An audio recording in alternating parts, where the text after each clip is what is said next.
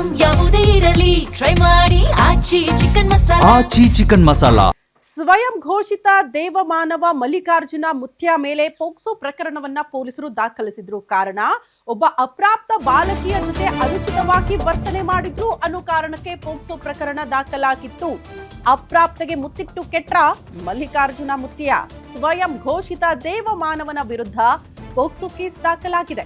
POCSO case ವಿಚಾರವಾಗಿ ತನಿಖೆಯನ್ನ ಕೂಡ ಪೊಲೀಸರು ತೀವ್ರಗೊಳಿಸಿದ್ದಾರೆ.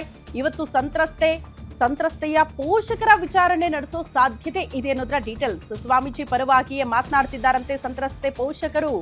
ಹಲವಾರು ಆಯಾಮಗಳಲ್ಲೂ ಕೂಡ ಮಾಹಿತಿ ಕಲೆ ಹಾಕುವುದಕ್ಕೆ ಪೊಲೀಸರು ಮುಂದಾಗ್ತಿದ್ದಾರೆ. ಯಾಕಂದ್ರೆ ದಾಖಲಾಗಿರೋದು ಪೋಕ್ಸೋ ಪ್ರಕರಣ. ನಾಪತ್ತೆಯಾಗಿರುವ ಮುತ್ಯಗಾಗಿ ಈಗಲೂ ಕೂಡ ಪೊಲೀಸರು ತಲಾಶ್ ಮುಂದುವರೆಸಿದ್ದಾರೆ. ಅಜ್ಞಾತ ಸ್ಥಳದಿಂದ ವಿಡಿಯೋ ಮಾಡಿಬಿಟ್ಟಿದ್ದಾರೆ ಮಲ್ಲಿಕಾರ್ಜುನ ಮುತ್ಯ. ಇವತ್ತು ಅಥವಾ ನಾಳೆ ವಿಚಾರಣೆಗೆ ಹಾಜರಾಗುವ ಸಾಧ್ಯತೆ ಕೂಡ ಇದೆ ಅನ್ನೋದರ ಡೀಟೇಲ್ಸ್ ಸಿಗ್ತಾ ಇದೆ. ಮತ್ತೊಂದು ಕಡೆ ಇವತ್ತು ಮಲ್ಲಿಕಾರ್ಜುನ ಮುತ್ಯ ಭಕ್ತರಿಂದ ಸಭೆ ಇದೆಯಂತೆ. ಸಭೆಯ ಬಳಿಕ ಭಕ್ತರು ಒಂದು ನಿರ್ಧಾರಕ್ಕೆ ಬರ್ತಾರಂತೆ. ಮಹಲ್ ರೋಜಾದ ಬಳಿ ಇವತ್ತು ಸಭೆಯನ್ನ ನಡೆಸ್ತಾರೆ ಭಕ್ತರು. ಭಕ್ತರ ನಿರ್ಧಾರ ಏನಾಗಿರುತ್ತೆ ಈ ವಿಚಾರಕ್ಕೆ ಸಂಬಂಧಪಟ್ಟಂತೆ ಅನ್ನೋದೇ ಸದ್ಯ ಚರ್ಚೆ ಆಗ್ತಾ ಇರುವಂತಹ ವಿಚಾರ.